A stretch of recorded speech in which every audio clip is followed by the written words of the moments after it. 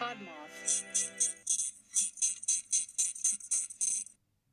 What time is it? Let me check my watch. Oh, it's bone o'clock. In olden days, a glimpse of femur was only for morbid dreamers, but you're not alone. Bring anything bones. Two goofy gals with deathly interest go on a skeleton inquest in your headphones. Anything bones.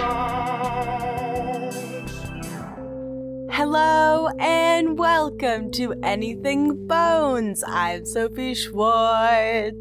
And I'm Katelyn Hart, and we've missed you, boneheads. We're back, bone babies. Okay, that's terrible.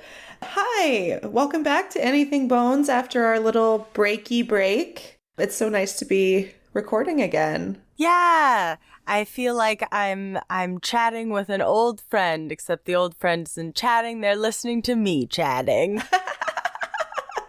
I feel like I'm chatting with an old friend because I am chatting with an old friend. Yeah, I was going to say, wait, and is this chat, like, can I respond in this chat, or, like, No. what? This is a monologue now. Mm-hmm. Welcome to my monologue. I've prepared two monologues, actually, a contrasting dramatic and comedic monologue. The first one will be from Death of a Salesman, and it goes like this. Hello, I'm a salesman. Brilliant. Thank you. Thank you. I hope I get the part. Please cross your fingers for me. Yeah, everybody cross your fingers and toes that Sophie gets the part in Death of a Salesman. I want to be the salesman. Yeah, and I want to be the death. Perfect. That would be a great tag team. Well, we should probably update everybody. I mean, things have changed slightly since the last time we met into your ear holes. Yeah, Caitlin and I were talking, and I was saying we may have taken a break, but we did not stop working. No, definitely not. We joined a podcast network. Yeah, you may have heard a fun little clip at the top for Podmoth Network, which is our new home. And we're so happy to be in this community with other kind of indie podcasts of the macabre, spooky, oddity kind of variety. Definitely. I think we found our niche. I'm really excited. Just seems like a really cool community of people. You're going to hear an ad from one of our podcasters later. Like, it's all happening. It's all fun. What else? We have t-shirts for a limited time only. We were talking one day and I had found this website, Bonfire, and I knew that it would be like, it would work for our for us to release t-shirts. But then one day after Sophie's performance, which I'm sure we'll need to talk about, I was just like, I want to do this. I want to make t-shirts. And within like 30 minutes, we had launched it. And so there are gray and blue and white Anything Bones logo t-shirts available. I'll put the link in our show notes, and also it's everywhere on our social media. So until September 26th, you can get an Anything Bones t-shirt. And I would snatch one up. They're pretty cute. They've got our lovely little skeleton guy on it. And like Katelyn said, they're available in a variety of colors. Don't at me because there's no black. The logo is technically navy, so don't come for me. It didn't look right in black. We thought it would just look weird. Next time, y'all. Next time. If we sell enough of these bad boys, there will be a next time. Yeah. What else? Oh, I got a tattoo. I'm looking at it right now. What is the tattoo of, Katoon? I got a couple little daisies on my ankle. I got them with my mom, and she didn't get the same tattoo, but she got a little dragon also on her ankle. And it was so much fun. It didn't hurt as much as I thought it would. The people that worked there were super chill. Our tattoo artist was great. Shout out to Kendall at Broadway Ink in Portland. Yeah, I don't know. It's fun to have a tattoo. I don't know. Did it change me? No. Physically, yes, but mentally, no. I'm the same. I mean, I think you're more of a badass. We were walking down the street the other day. You just punched that guy. I don't know about that. guess you didn't like the look on his face. I punched him, and then I said, hey, man, I got a flower on my ankle now. You have to just be nice to me. You gotta respect that. We were comparing a little bit of tattoo experiences because I have a tattoo as well, but mine was done stick and poke versus Katelyn, which was done with the tattoo machine. And the traditional way. Yeah. Shoot 'em up, baby. Yeah, and I was like, oh, how long did your... And I think our tattoos are kind of about the same size, I would say. I think yours is probably bigger. Well, your tattoo took 15 minutes, right? Yeah, it was insane. I mean, it's a very simple, like, line design, and it's just black, but it did take 15 minutes, and my mom's took maybe 20. So we were in and out of that place. Yeah, mine took 2.5 hours. Oh, yeah. So I think I'm going to go for the traditional way. No, mine is the traditional way. Okay, yeah, I guess you're right. You're right. What is it? Mechanical Industrial Revolution way. Yeah, the way with electricity. No, I don't want to say it's the normal way, but like the more popular way, I would say. Depends who you ask, I guess. I don't know. There's a lot of indie 17-year-olds out there poking each other with needles. Don't do it. Yeah, any child listening to this podcast, I know my niece listens to it. Hi. Don't give yourself a stick and poke tattoo. Please, please wait until you are at least 21. Yeah, it feels good to have it done by a professional artist. It does, yeah. Or 18. Yeah, at least 18. I had my live show, which was the reason that we took the break a little bit. Plus, I think just needed it. It's been a hectic time, but it was amazing to be back on the stage, and it was so nice to see so many friends from the comedy community. Sketchfest was a huge success, and I can't wait to do more stuff in the future when it's more safe, because the Delta be out there. Yeah, Delta is lurking right now, and I hate her. And then there's a new one. There's a new variant coming. I don't know. I need to get a cat. I need to get a cat and just hunker down in my apartment with the cat. You get a cat, and I'll learn the Greek alphabet or whatever. So you can tell where we are in this whole fucking fiasco. Because I think the new one, one of the new ones is Mew. And I was like, wait, weren't we just at D? And I was like, we got to learn this alphabet better. We got to get better acquainted. If they're going to be naming deadly diseases after it. God damn it. All right. Well, should I start off some bony goodness? Yes, please. I've been hankering for bones. Oh, one more thing on the update. I'm so sorry, but please go over to the Stoner Chicks podcast and listen to the episode that we guested on, where we got to blow the Stoner Chicks' minds with some pretty killer bone facts, and we got to eat some corn dogs while we were there as well. So yes, and I believe that is episode 25 of Stoner Chicks podcast. So check it out wherever you're listening to this podcast. Thank you for adding that in, because that was so much fun. Y'all should listen to it. We had a fucking blast. It's a great episode. Love those ladies, back to front and all around the world. Yeah, 2 of the Stoner Chicks have been on our podcast as guests, Grace Penzel and Kayla Teal. So it was really fun to do a little swapperoo. That was the first time we've been a guest on anybody else's podcast, I think. Yeah, it was weird. Yeah.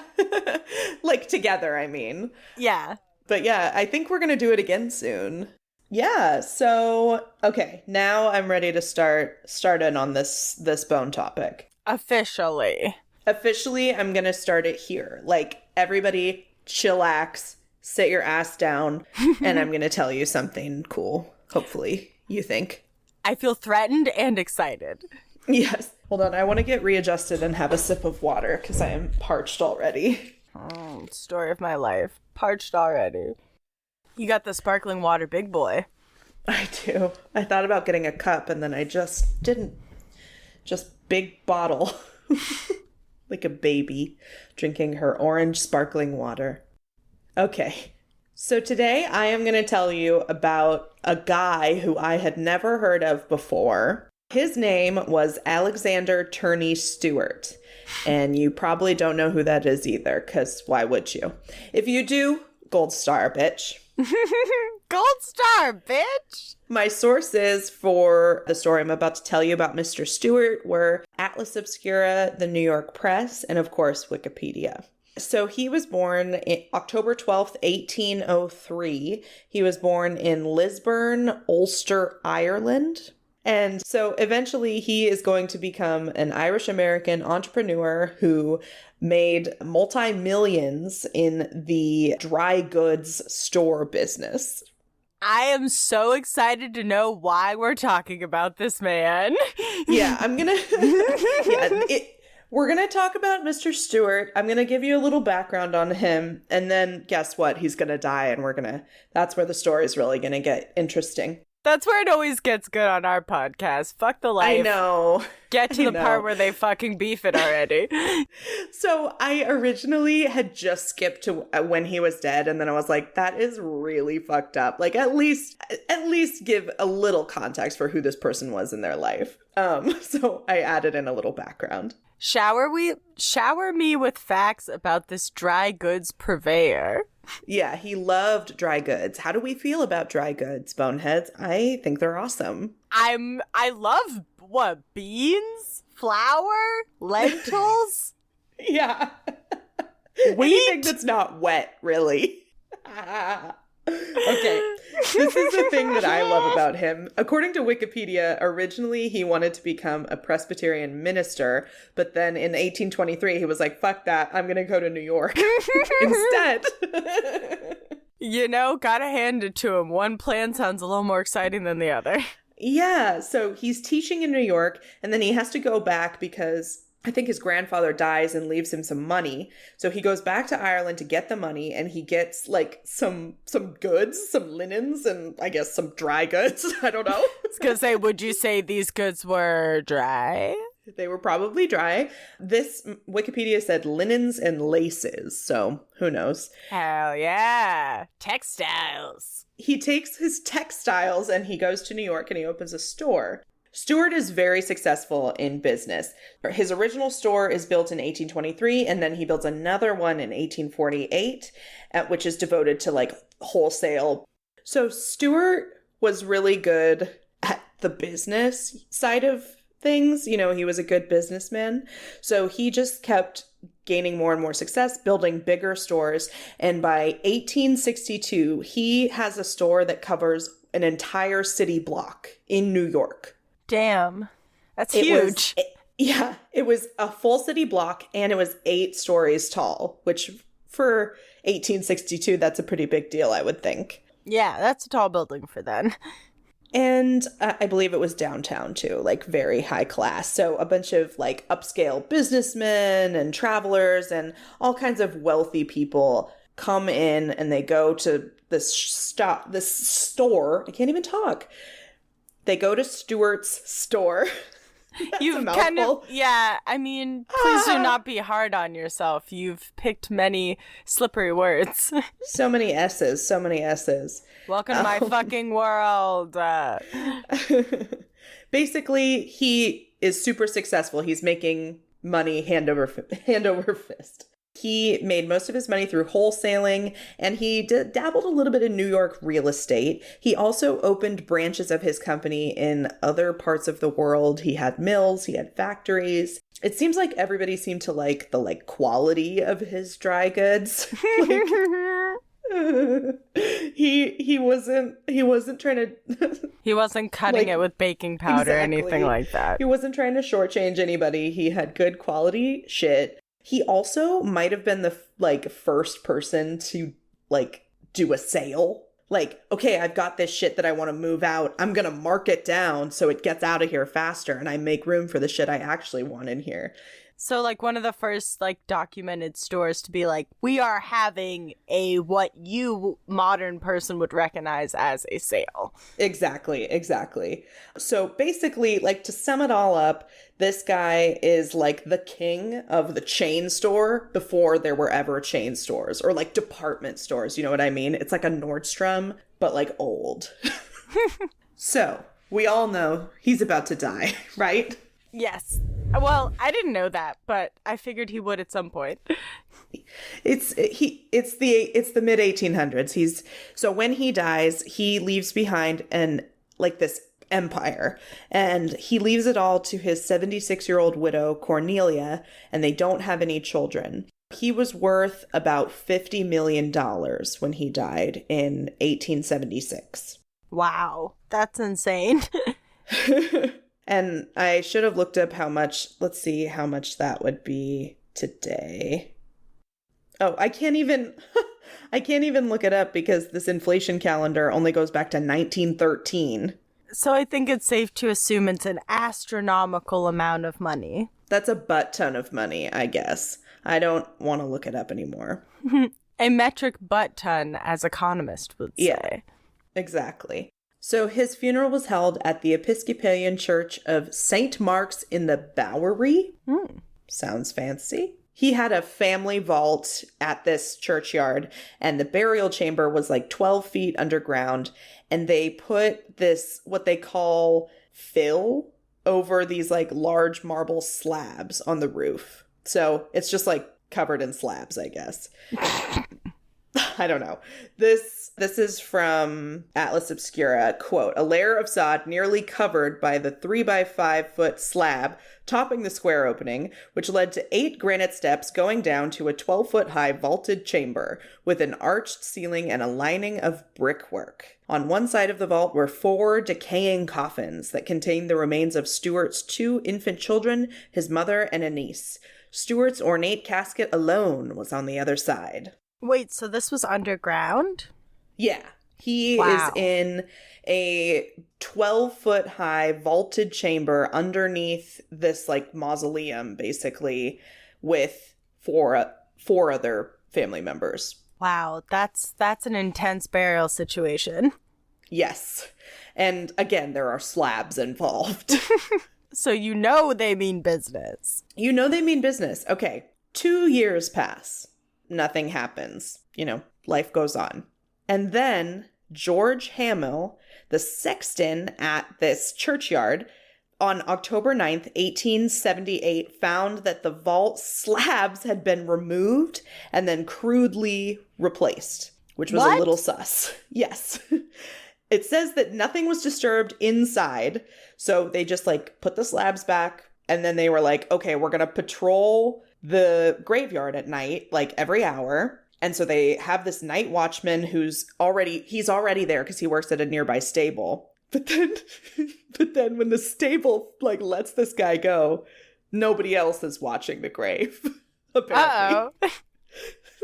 So they're like, oh, we're going to hire somebody to watch it. Oh, just kidding, we're not. So on November 7th of the same year, the assistant sexton, his name is Francis Parker, again discovers that the slabs are like totally askew in the Stewart vault, and they go into the vault again, and they find out that the grave robbers have gotten in. They have actually managed to get into the burial chamber. Jesus. So now Stewart's coffin is by the stairs. Obviously, that's not where they wanted it.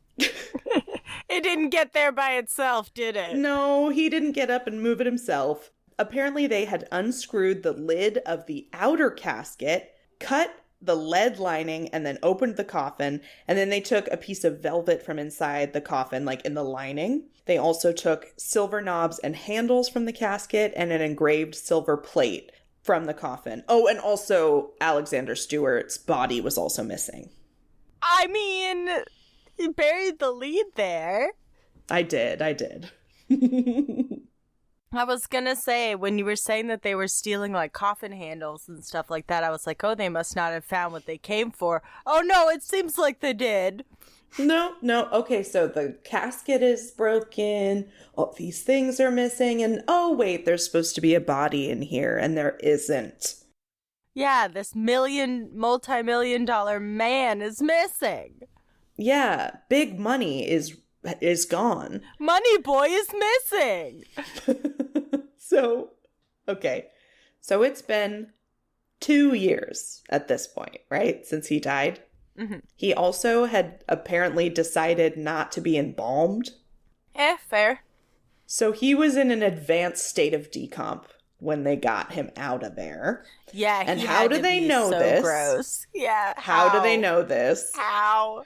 I'm just going to read this quote. I think this is also from Atlas Obscura. Oh, God. Quote, "A line of the foul-smelling stains crossed the stone porch, ending at the iron fence where a few scraps of rotting flesh hung limply from its spikes." The worst snail trail ever. Disgusting. So they had to get him over the fence and, like, bits of him came. No, Katelyn, no! This is a nasty one. I'm sorry. This is a nasty one.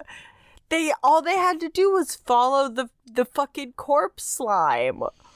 Mm-hmm. And they immediately found where they got the body over the fence, and then obviously there was somebody waiting outside there to take his nasty old body away. So, detectives also find an old copy of the Herald, which is a newspaper.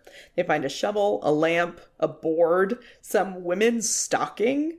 Okay. And they also find the padlock to, like, the gate to the cemetery. It was not forced and it was, like, intact, so everybody thought that they might have had a key to the cemetery, which led people to think that maybe this was an inside job. Who knows? I was gonna say, look at that guy who worked for the stables, maybe.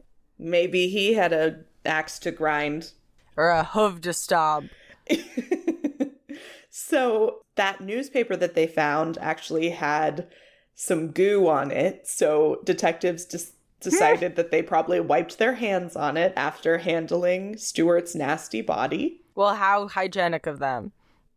Yeah, at least they tried to clean up their nasty hands. So also, this newspaper was dry despite a little bit of rain the night before. So this gives them kind of a timeline. They think that the thieves had stolen Stewart's body after the weather had, like, gotten better around 3 a.m. And this actually matched up with eyewitness accounts that said there was a delivery wagon parked across the street from the cemetery that had disappeared by about 3:30. But yes, Atlas Obscura says, because of the rancid smell, the robbers may have taken the body out of the city to avoid detection. Yeah, you think? I mean, I think they had to get out of town anyway, but I'm sure the smell did not help things at all. No, like you said, this is a guy who has not been chemically preserved at all and is literally oozing his terrible juices out everywhere. Yeah, that delivery wagon's gonna be a bit ripe. Also, delivery wagon is hilarious. It sounds like something you would say in a fantasy RPG instead of saying, like, you pull up your, like, white creeper van. It's like you pull up your delivery wagon. I guess. I'm getting Oregon Trail vibes from the delivery wagon myself. That too. So the police advise Stewart's widow and their executor, whose name is Judge Henry Hilton. The police are like, Hilton! Judge Hilton. Any relation to Paris? I don't know. So the police are like, okay, you just gotta wait for the grave robbers to contact you, because what else are we gonna do? They were pretty sure that it was gonna be a ransom rather than, Atlas Obscura says, ransom seemed a more likely motive than medicine. Yes. Which to me alludes to, like, people possibly stealing his body to, like, eat him, as we've talked about before. I mean, either eat him or, you know, if it's the 1800s or early 1900s, time might be ripe for anatomist body stealing. Like we Yeah, said, like yeah. medical schools being like, we gotta teach him, sorry. But he seems, I think he would be a bad candidate for that if he's that gooey. Yeah, so anyway, because of that, everybody's like, yeah, he's probably just, they want to, he was very rich. His estate is obviously still worth a ton of money. They probably just want to ransom him, his body, I mean. Some people also were like, maybe they stole his skull to look at it for phrenology purposes, but of course nothing was ever proven. That kind of shit was going on at that time. Yeah. Whatever happened, they were waiting and waiting, and then Judge Hilton tells the New York Times that they would offer a $25,000 reward for helping catch the body snatchers. Oh, how the tables have turned. Oh. So, at this point, more than 700 letters come to Judge Hilton and the widow Cornelia and to the police. Some of them get published in the newspaper, like personal sections. Like, that's what's going on right now. So, like, right next to, like, my name is Lady Toppington and I like cats and tapioca pudding. And then right next to it Do you is, want we to found be the body. my boyfriend? Yeah, exactly.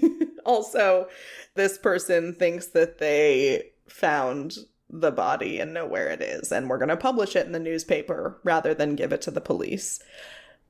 They probably had their hands full, but still. I mean, seems perfectly logical to me. I don't know what you're talking about. So, in a lot of crazy shit happens. I mean, 700 people did not find Stewart's body. Like, a lot of these are hoaxes. But that makes me wonder, did 700 people find 700 bodies? Because that's a problem. Yeah, that sucks. These are looky-loos, and not even looky-loos, like people that want to insert themselves into police investigations. It's very weird. I don't understand. One of the letters was like, hey, in 8 hours, I'm going to be in Canada with Stewart's body. One letter that was published in the newspaper said that the body would be returned if his widow donated $500,000 to any charity. Just any charity at all. Okay. Spiritualists claim to channel him. Obviously, they're like, he's here. He's underneath a bridge. I feel like he's next to water. Whatever the fuck they say.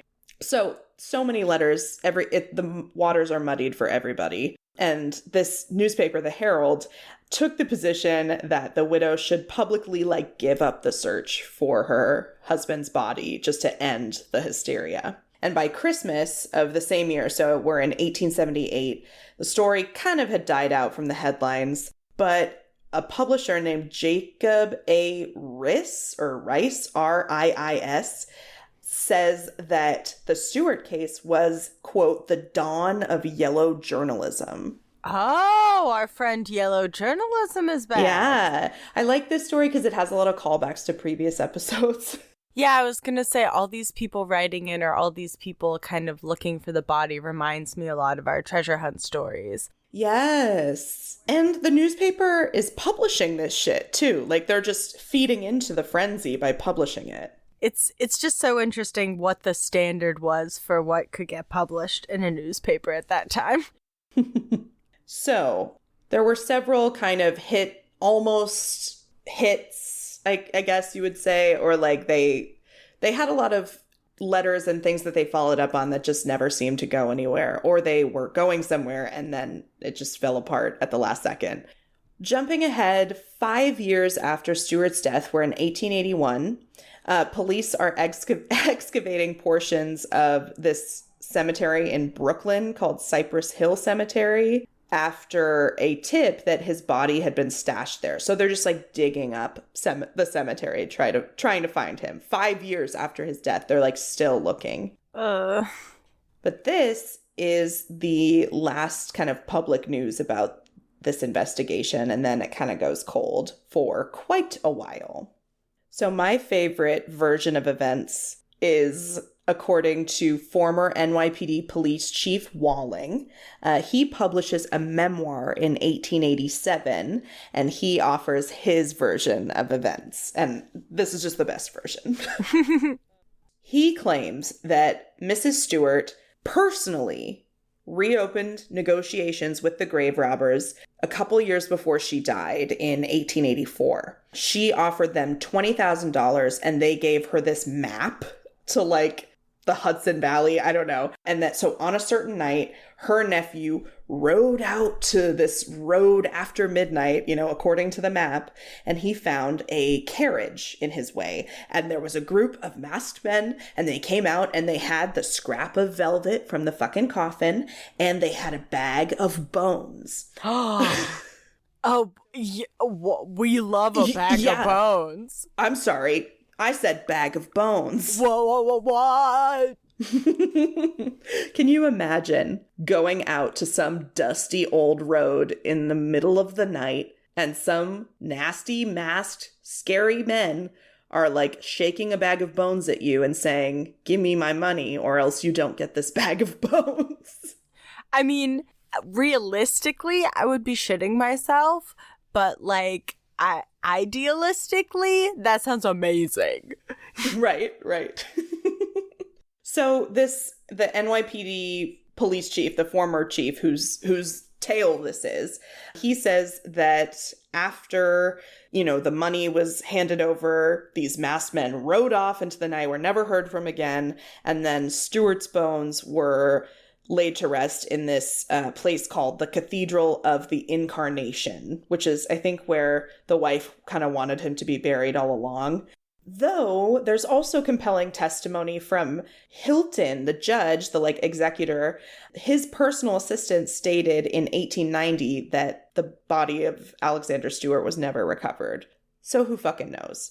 What we do know is that his wife, Cornelia, died in 1886, and she was buried, quote, beside the grave wherein Mrs. Stewart had always supposed that the remains of her husband reposed.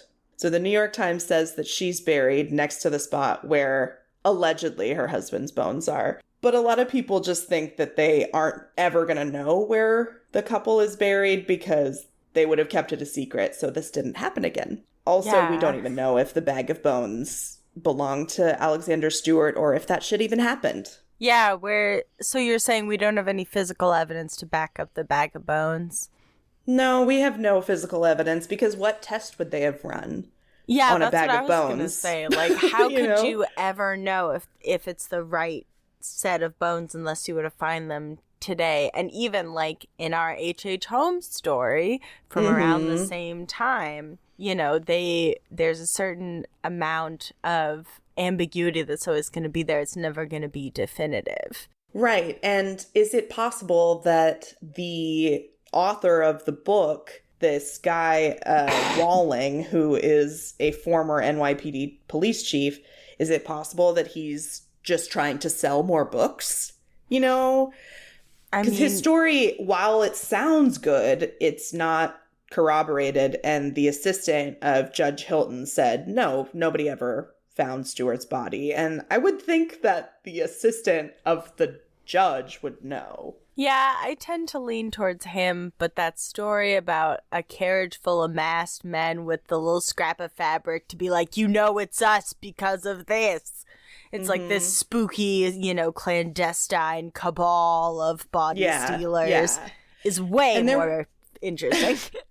There were other, like, there was a letter that came in where I feel like they got some handles and like they thought that they got the like plate from the coffin sent in, but somehow that I didn't even really touch on it because it didn't go anywhere. Like, yeah, it seems like there were a lot of dead ends. Yes. So this story was really heavily influenced by, I think, like kind of public hysteria, yellow journalism. Yeah. And it's just sad because the wife, you know, she may or may not have gotten to lie in repose next to her husband for all eternity. Yeah, and it's just so disrespectful when someone gets dug up. Like, you know, let him be. Yeah, it's just for what? Like, what was the point of this? Because you said they didn't ransom the body at all, right?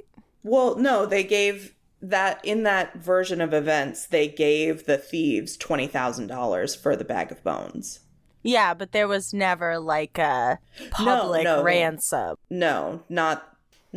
It just, yeah. I don't know if they stole his body and the plans never came together or what. But like, yeah, this story is a little bit buck wild. There are some holes in it, but I just thought it was interesting. And it's the tale of a multimillionaire who is maybe lost. His body is maybe lost forever. Here's my, you want to hear what I think happened? Yeah, hit me.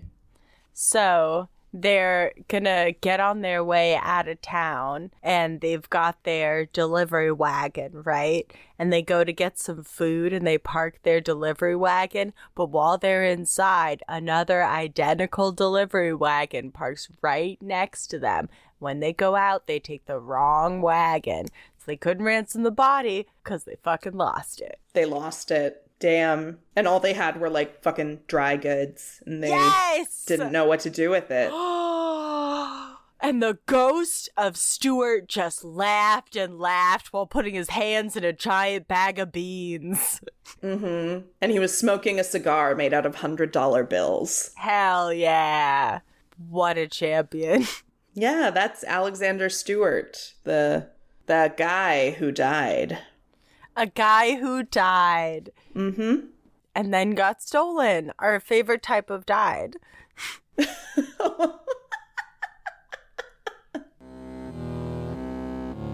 Now, time for an ad.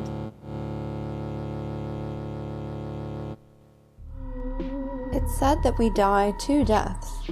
The first after we exhale our last breath. And the second, the last time someone speaks our name. I'm Alicia, host of Dead On, a true crime podcast. Together, we'll honor the victims of violent crime, investigate what makes criminals tick, and shed light on long-forgotten cases. Come on this journey with me. Dead On is streaming now, everywhere you love to listen. Now back to the show. Oh boy. So, I guess kind of jumping off of that, I don't know, lots of connections to be made to my story. Oh, really? Yes, a little bit. So, I'll just say where I was in the headspace of finding this topic. We left you in August and we were coming back in September. So, we left you in the summer and we were coming back in fall, which means it is spooky season officially and fully. So that's an effect. Plus, I've been watching pretty much nonstop Buffy the Vampire Slayer for the past 4 or 5 days. I think I'm on season 5 at the moment. Started all the way at the shitty first season. So I decided in all of this, I would bring to you the topic of anti-vampire burials. I'm so here for it. Yes. All right, let's have a little sources before we begin. We've got an article from Live Science, Ancient Origins, The Vintage News, Smithsonian Mag, and Forbes.com. So let's hop right into it. What is a vampire burial or an anti-vampire burial? Spoiler, they're the same thing. So a vampire or anti-vampire burial is a burial that's performed in a way which was to prevent the deceased from rising back up again in the form of a vampire. And this comes in the form of many different traditions all over the world, but mostly centered in Eastern Europe. So according to anthropologist Paul Barber, who is the author of Vampires, Burial, and Death, which is a book that I must get, stories from nearly every culture have some localized version of the vampire. During the medieval period, people combined their fear of death with their belief that something had cursed them, and that led them to the conclusion that the dead were coming back to perform misfortune upon the living. And this kind of widespread belief of vampires is said to kind of specifically likely arise from a combination of like pagan beliefs, the influence of the Ottoman Empire, and Orthodox Christian traditions. So it's kind of a marrying of all of that.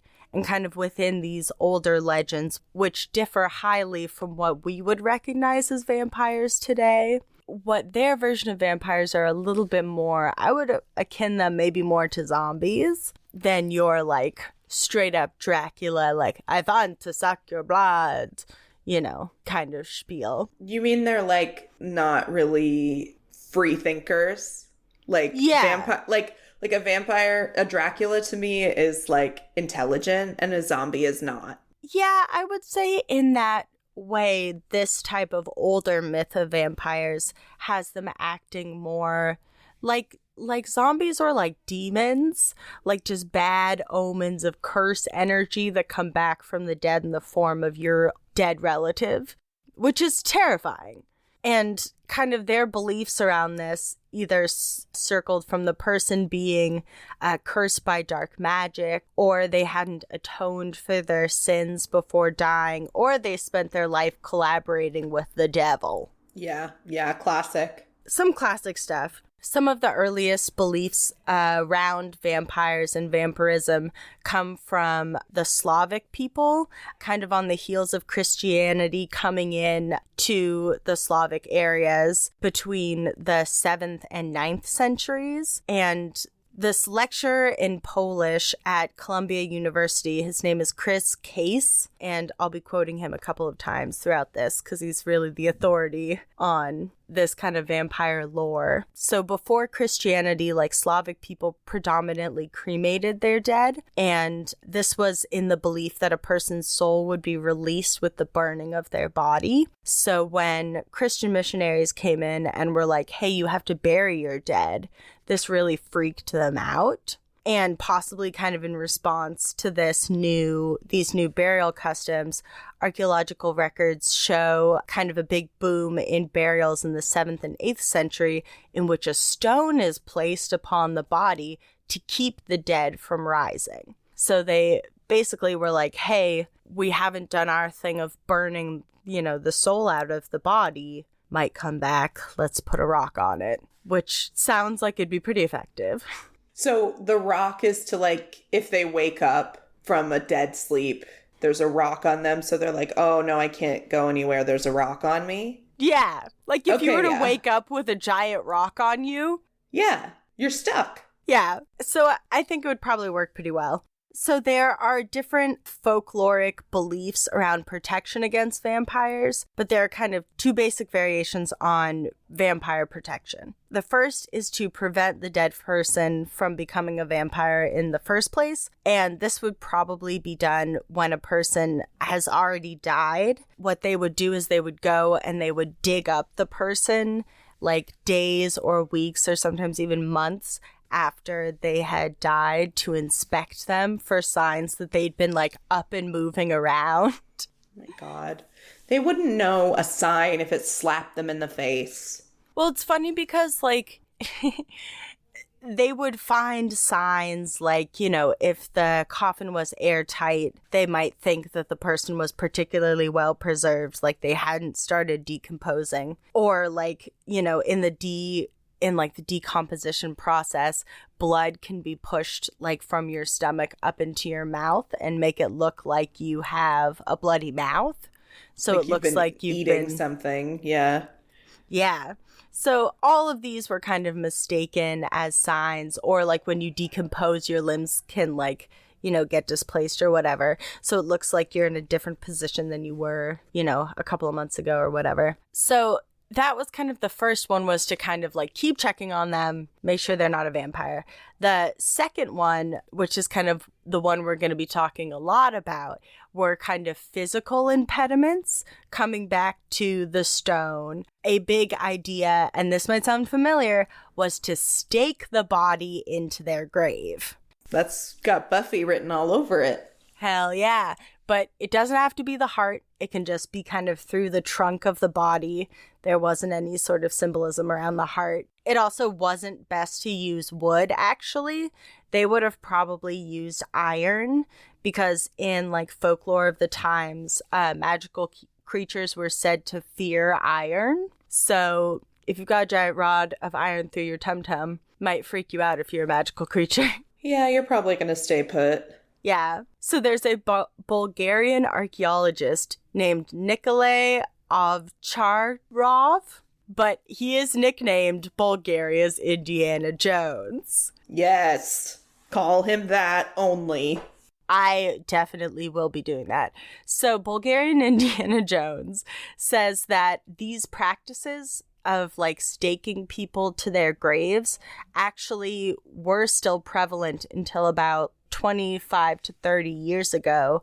Like rural villages in Bulgaria would have a person whose special job it was to stake people into their graves, preventing them from being vampires. Oh, God. What a thankless job. Right? Totally. But other methods of preventing vampires could include burying or reburying a body face down, or decapitating the corpse after death, and putting either a stone or some garlic or other like herbs in, shoving them into the mouth of the deceased person. Ugh. It's all so gross. I mean, preventing vampires from coming back from the dead is gross, Caitlin. It's hard work, but somebody's got to do it, I guess. Yeah. Well, in Bulgaria, they got a person in every village who's willing to do it. Oh, God. I wonder if that's like a generational thing, like that's passed down. I would think so. Oh, God. It's a rough internship. Yeah, that'd be a tough industry to crack into. Yeah, as an outsider, I feel like there would be some barriers for you, maybe. All right, so I bet you're wanting to know, are there some real-world examples of these? Please. Oh, Katoon, of course that there are. All right, so the first picture I'm going to send you is actually of like a face-down burial where you can see the body has been a bit dismembered. It's a skeleton, it's not gross. But you can see the top half of the body is on one side of the photograph and the legs are kind of sticking up on the other side, because they would often dismember people and bury them without grave goods if it was a vampire burial. But you can see how the person is buried like face down, which is really creepy. Yeah, without a coffin, I guess. Yeah, straight in there. Or did it rot away? No, like, Jesus. Kind of unnerving. They're just straight in the ground. Yeah. Ass up.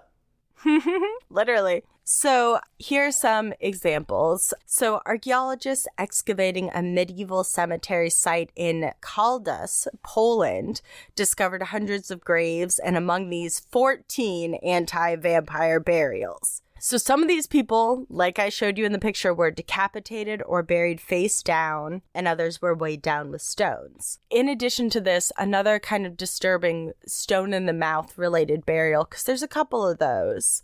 That seems to be a super... We'll talk a little bit about why people might have done this in a second. But one of the most disturbing kind of vampire burials that I found was that of a 10-year-old child. Ooh. I know. So this skeleton was found in this cemetery called La Necropoli de Bambini, which is actually the cemetery of babies. Ugh. Yeah. That sounds like a horrible place. It is, but it is kind of, it's in this abandoned villa in Italy, and it has had like dozens of kind of strange burials that have been excavated since 2018, I believe. And people getting buried during this time, the population had been devastated by malaria, which a big theme you'll see through vampire burial cultures is that disease tended to sweep through. You'll hear a little bit about the plague later, but tended to be connected with disease. So this vampire skeleton was one of 5 sets of remains that was identified during one of the more recent rounds of excavation. And we can tell, according to an abscessed tooth, that this child likely had malaria, and that was the cause of their death. And the molars of the child placed them around 10 years old, and there are tooth marks found on the surface of the stone, which believes that the stone was wedged into the deceased child's mouth after their death to keep them from rising from the grave. Right. It's just, I guess I see their logic, but it's just so upsetting. I mean, We could maybe do an entire episode on this cemetery because there's been a lot of unusual burial practices here. Other excavations have revealed buried raven talons, toad bones, bronze cauldrons filled with body parts, and the skeletons of several juvenile dogs. Ugh. So it seems like they were putting some pretty buck wild shit in this cemetery. Yeah, not just babies. Not just babies. But moving on from babies to adults. Okay. One of my favorite finds that I did in my research was the Vampire of Venice. Okay. And I'm popping you off a photo right now. Can't wait to see him. Can't wait to see her. Yep, that's a big rock in her mouth. Always with the rock in the mouth. So this was a 16th century woman who was discovered among medieval plague victims, and she was excavated in 2006, and her jaw had been forced open and a stone placed in her mouth, and it's big. This is a big one. So the discovery of this skeleton marks one of the first times that a burial had been interpreted as an anti-vampire burial, like due to new scholarship. And one of the reasons that they think that this stone was placed in the mouth was because vampires were thought by some to be the causes of plagues. And there was a superstition that this technique called shroud chewing, which is like a magical way that vampires infect people. I'm not exactly sure how it works, but by inserting objects into the mouth, such as bricks or stones, you can stop the vampire from spreading disease. Because in this time, they didn't know what was causing plague. You know, they didn't have a great handle on it. Yeah, I guess try anything, as nasty as it is. Yeah, and there was kind of this belief that whoever had the plague first was kind of responsible for it, which is... not really. Which sucks. Yeah, and there's a quote from an archaeologist named Merrick Pilocene, who says, quote, "We have evidence of people going to the cemetery during plague times and driving stakes through them and dismembering the bodies and burning them because they really believed that this person is responsible for the disease." Okay. And it's interesting because in Poland, the concept of vampires, or Pilocene calls them revenants, which I think is a better word for it because vampire to me conjures like sexy David Boreanaz. And Robert Pattinson. Oh, hell yeah. There were big constellation of localized beliefs about vampires, so it's kind of hard to pin down, you know, everyone had their own belief. And Poland is kind of a hot spot for this. One of my absolute favorite things that I found was that there was a dig in Poland where at this 400-year-old Polish cemetery where they found skeletons with sickles around their necks. And I shall send you... Why, though? Well, Katelyn, if you were to think about what we've been talking about, why do you think they would put a sickle around their neck? I gotta be honest, I don't know what that is. It's, you know, like a scythe, like a big curved, sharp bladed knife. Oh, this is creepy. Right? Do you want to describe it a little bit? It looks like the skeleton is wearing a headset, first of all. It's very weird. And then it has this rusty, daggery looking thing sort of across its neck and on either side of its head. Yeah. So is this supposed to keep, so if the corpse gets up, it's going to choke itself on this thing? Yeah, or like cut its throat. Sure. God, it's creepy. Yeah. So these sickle burials, there were a bunch of them, and they were found at Droskow Cemetery, which is a site in northeastern Poland that dates from the 17th to the 18th century. And archaeologists, including our friend Merrick Pilocene, who is a scholar at Lakehead University in Canada, they've excavated about 250 graves there since 2008.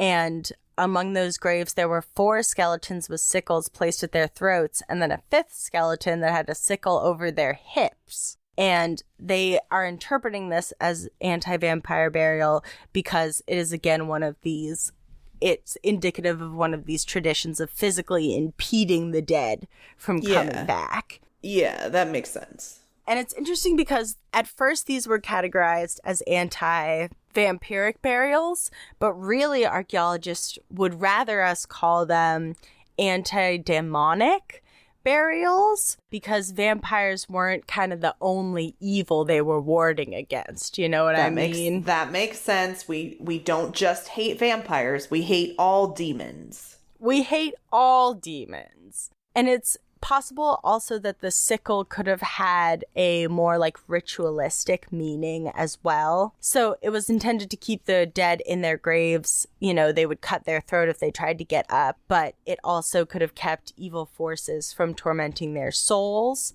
Also, it was made of iron, which we all know magical creatures hate iron. Right? Yes. You told me that. Like 10 minutes ago, yeah. Yeah. So a lot of people thought that these burials were possibly the burials of outsiders because they were so deviant from other burial traditions of the time, but they ended up doing like isotope analysis on the bones of these skeletons and figured out that they were indeed locals. So besides having the sickles buried with them, there's actually not a lot that makes these graves super unique. So scientists aren't super sure what makes these people particularly demonic. They perhaps, like in their life, they were thought to have supernatural powers, or they had characteristics that made them stand out from the general populace, such as being exceptionally hairy. Or having like a large head or a like reddish complexion. What the fuck? You have rosacea, so you're a vampire? Get out of here. I mean, that's what they believed in. And it's hard to kind of pin down why these people thought other people were vampires. There's said to be kind of 3 reasons that people might have been buried in this fashion. The first is disease. Like we talked about, if you were the first one in your village to catch plague, you might have been buried this way because they might have thought the evil got in through you. And it's not your fault. Please. If you're listening, it's not your fault. Unless you refuse to get vaccinated, and then it is your fault. Oh, wow, that got me. Oh my God. Oh. The second was that, kind of going hand in hand with the first, they didn't know how diseases were transmitted. So the first one is, it's your fault. The second one is, we keep us from getting it. Right, of course. And the third may have been that these people just looked or acted differently from other people. They might have either had some sort of, some articles that I read said that it is possible that they had physical disabilities, but then they went and did like an examination of both. Like they went and looked at the entire cemetery and said, okay, who had what diseases, who had what possible disabilities. And they ended up saying that it was kind of 50-50, that the people who were buried normally had just as many diseases or disabilities as the people who were buried demonically. Yeah, so, everybody was fucked up. Yeah, so we can't even begin to kind of reason out why they might have done this. But one of the biggest ones that was kind of postulated was that perhaps these people were people who either died suddenly without like any sort of like, without having a long drawn out disease or accident, or they died without Christian sacrament, unbaptized children, or one of them was babies born with teeth were perhaps vampires. Oh my God. What? To conclude, we're not sure why people buried other people this way. We have no idea because we were not there. And they probably didn't write about it. They didn't say, like, here's why we did this. They just did it because they were scared. Yes, exactly. And they may have written it down, but we don't have that. Right. And there's a kind of exactly what you were saying, Caitlin. There's a quote from this archaeologist who is from the University of Arizona, Jordan Wilson, and he says, quote, "It's a very human thing to have complicated feelings about the dead and wonder if it's really the end. Anytime you look at burials, they're significant because they provide a window into ancient minds. We have a saying in bioarchaeology, quote, 'The dead don't bury themselves.' We can tell a lot about a person's beliefs and hopes, and by the way they treat their dead." So yeah. I think, it's a very human thing to do, to say, but what if they could get back up and get me? Yeah, I'm going to put big rock on them, and then they know get up. They know get up. But I just found it fascinating that so many different cultures around the world have myths about vampires, and that, some of them went as far as to stake their loved ones to the earth to prevent them from coming back. So strongly did they believe that this was true. Yeah, you have to be pretty desperate to do these things to a corpse, I feel like. Well, I think, kind of inferring from my research, a lot of these communities, I think, experienced a lot of trauma, either through plagues or sudden deaths, or through being colonized by Christianity, that, their traditions were either ignored or disvalued, that these vampire beliefs are almost possibly reactionary to those things, to the traumas of mass death and mass conversion. But they're also spooky scary. Very spooky scary. Yeah, I was particularly excited to bring this to you because I know that you are also a fan of Buffy, of Twilight. Well, I used to be. I mean, we're all twihards on the inside.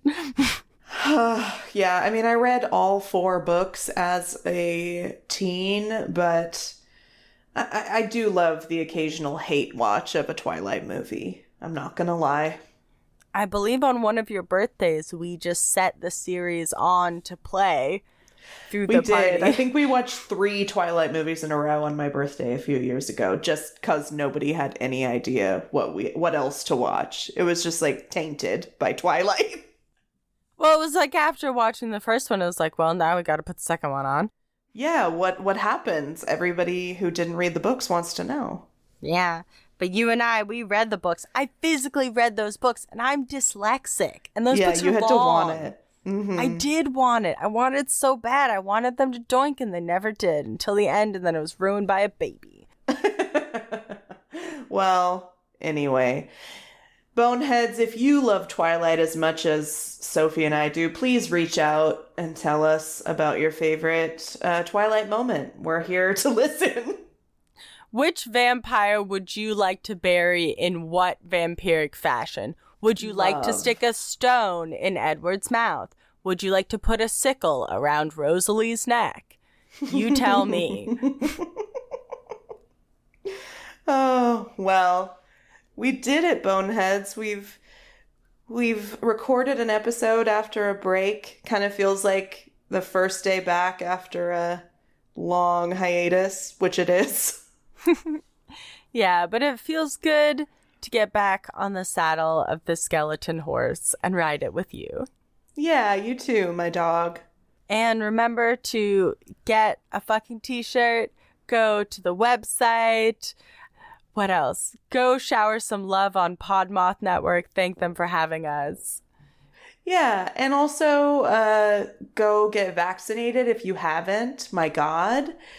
Keep your mask on, please, and stay safe. We love you. Yeah, we love you so much. Thanks for being patient with us and coming on back. Yeah, we're gonna do it regular. Yeah, we have a bunch of really great guests lined up and a couple fun things in mind. Keep your bones. Don't touch that bony dial. Yeah, and ready? Yes. Bon voyage. Bye-bye. That felt like a good one. Bye.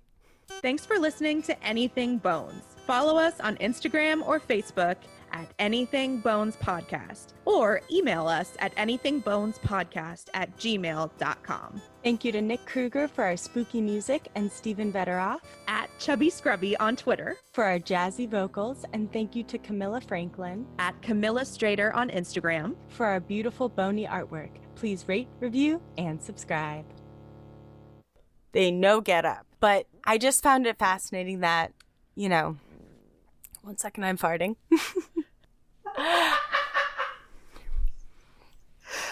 I want that to be at the end. I want that to be the little after our after the end credits play. I want it to be, excuse me, I'm farting. Excuse me, I'm farting. It was coming out and I was talking at the same time and I couldn't concentrate on both. Oh my god, that was funny.